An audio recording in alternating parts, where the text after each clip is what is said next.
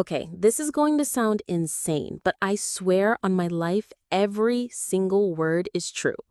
If someone had told me 2 years ago that I'd be sitting here telling strangers on the internet about how my husband sold my used underwear behind my back, I would have laughed in their face and then probably cried.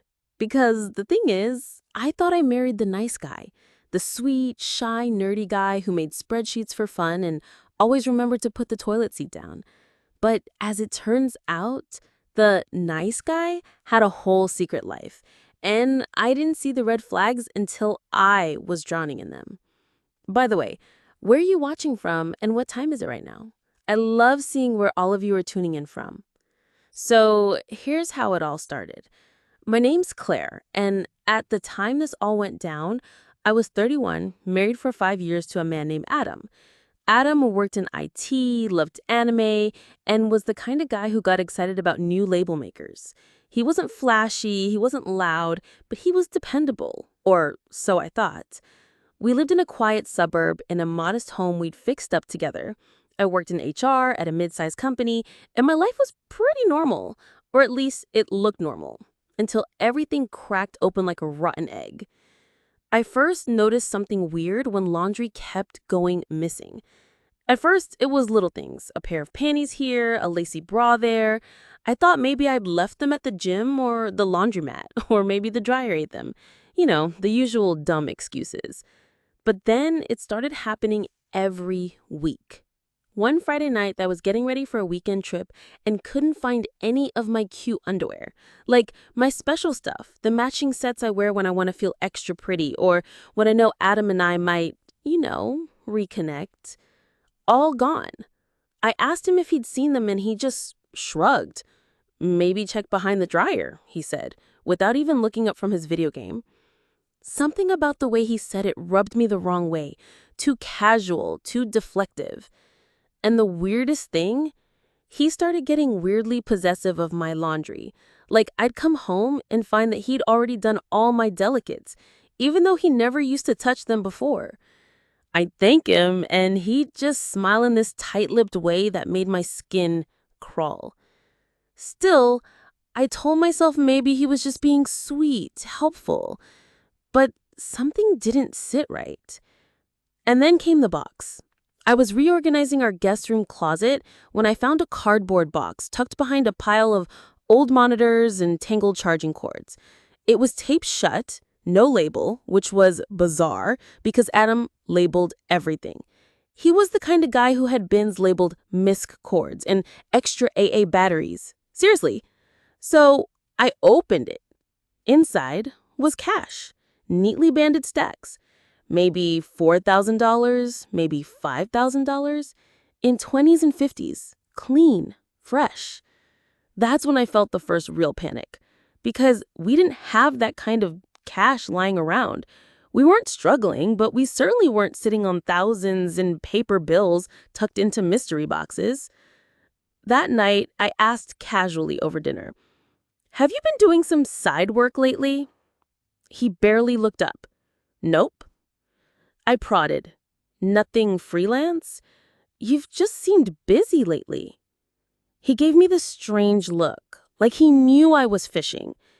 And then he said something that I'll never forget.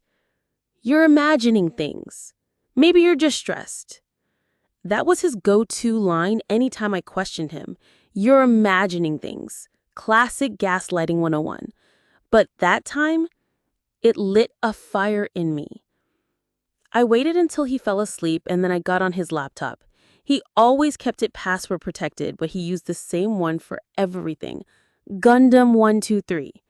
I swear, that man was predictable in the worst ways. His browser history was squeaky clean.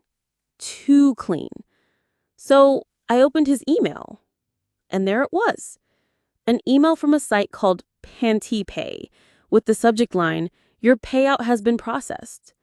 I opened it with shaking hands.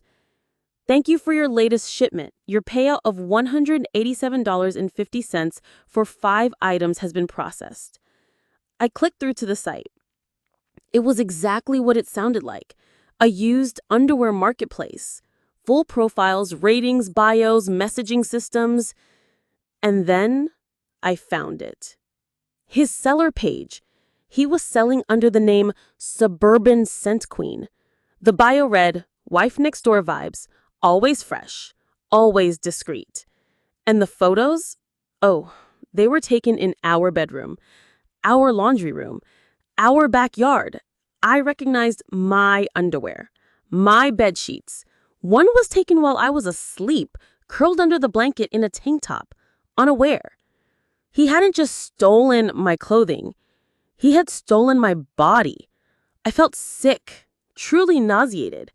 I sat on the bathroom floor at 3 a.m., hugging my knees, scrolling through dozens of reviews from men who were saying disgusting things about me without even knowing it. And the worst part? He was making money off of it. Thousands. And not just from sales.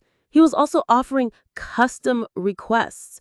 One buyer wrote, "Love the gym worn pair. Can I get more like that?" And Adam replied, "We'll see what I can do." I wasn't even in on the joke. I was the product.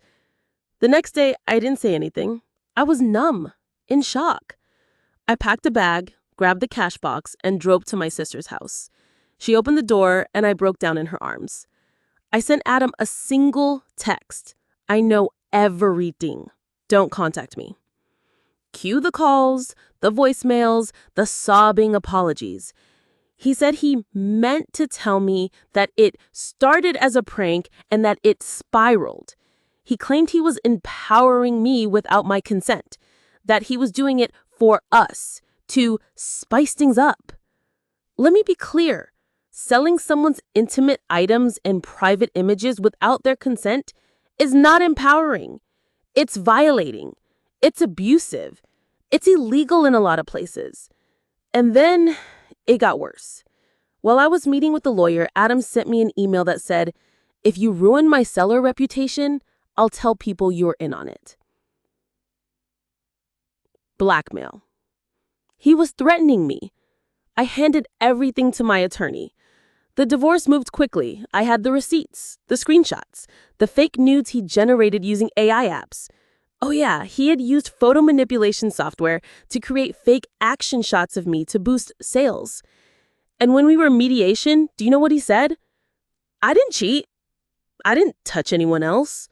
So what's the big deal?"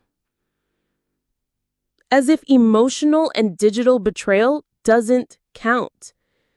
When the judge ruled in my favor, Adam looked stunned, like he truly didn't understand what he did wrong. That's what terrified me the most. People like him don't think they're monsters. They think they're clever. He moved out. I kept the house, the car, the dog, and my dignity. And yes, I reported the site, had them pull down the account, and they even banned him permanently. But the scars, they're still healing. I trust myself more now. I listen to my gut. I know what violation feels like. But I also know what survival feels like. And no one will ever sell a piece of me again. So, tell me, what would you have done if you were me? Would you have confronted him that night? Pressed charges? Told the whole internet like I just did? Let's talk in the comments. I really want to hear what you think.